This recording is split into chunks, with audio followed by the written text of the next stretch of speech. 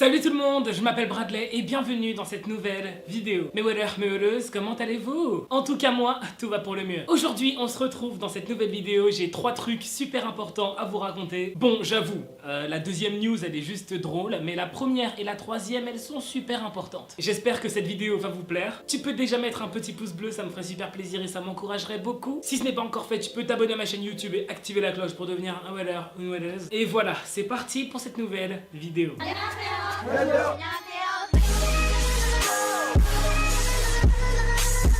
Je voulais vraiment commencer cette vidéo par vous parler de quelque chose qui me paraît super important. C'est une info que j'ai depuis le mois d'avril et voilà, j'écrivais des vidéos, je savais pas trop où la caler, donc au final, depuis le mois d'avril, elle est là, elle est dans mon ordi, elle attend, mais je savais pas quand est-ce que c'était le bon moment pour vous la raconter. Et aujourd'hui, je me suis réveillé en mode, allez c'est bon, il faut que tu leur racontes, voilà. Bref, je voulais vous parler de Mina du girls band Gugudan. Gugudan qui est un girls band de K-pop qui a débuté en 2016. Et Mina est l'une des danseuses principales de ce girls band. Récemment, Mina a raconté, enfin récemment, j'ai l'info depuis avril, mais voilà, t'as compris.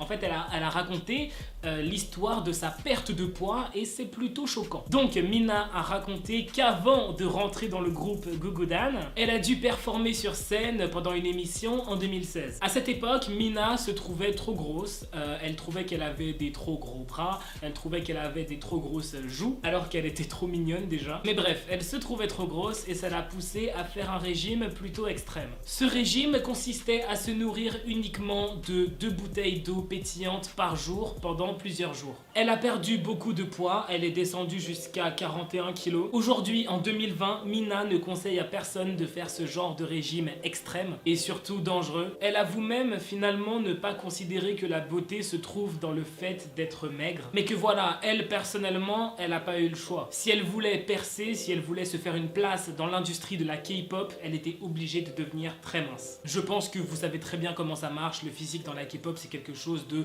très important, les agences sont vraiment très strictes. A votre avis, quel est le membre de BTS le plus enfantin, le plus bébé? Cette question a été posée à BTS lors d'une interview. On pourrait tout de suite penser à Jungkook puisqu'il est jeune. Eh bien sachez qu'absolument tous les membres de BTS ont voté pour Jimin en le pointant bien du doigt comme ça là, ouais. Et quand Jimin a essayé d'argumenter pour dire que c'est faux, RM et J-Hope ont commencé à imiter les Aegyo de Jimin, cette attitude qu'il utilise pour être le plus mignon possible. Après ça, tout le monde était mort de rire, faut dire que l'imitation de RM et J-Hope était parfaite.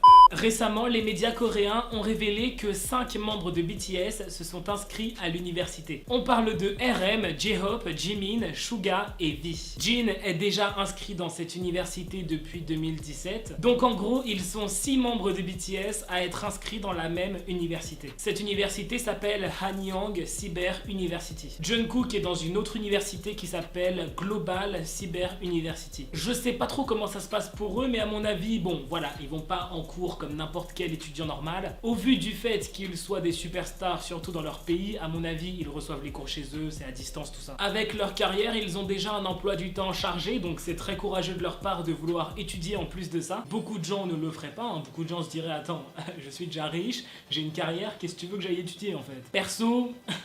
c'est ce que je me dirais. Et en tout cas, faut savoir qu'en Corée du Sud, cette nouvelle que BTS reprend les études, ça n'a pas fait l'unanimité. Beaucoup de Coréens se sont énervés, révoltés. En fait, beaucoup de Coréens pensent que cette histoire de BTS qui reprend les études, c'est une magouille de leur agence Big Hit Entertainment. Certains Coréens pensent que l'agence de BTS a inscrit BTS à l'université pour retarder le jour où BTS devra partir faire son service militaire.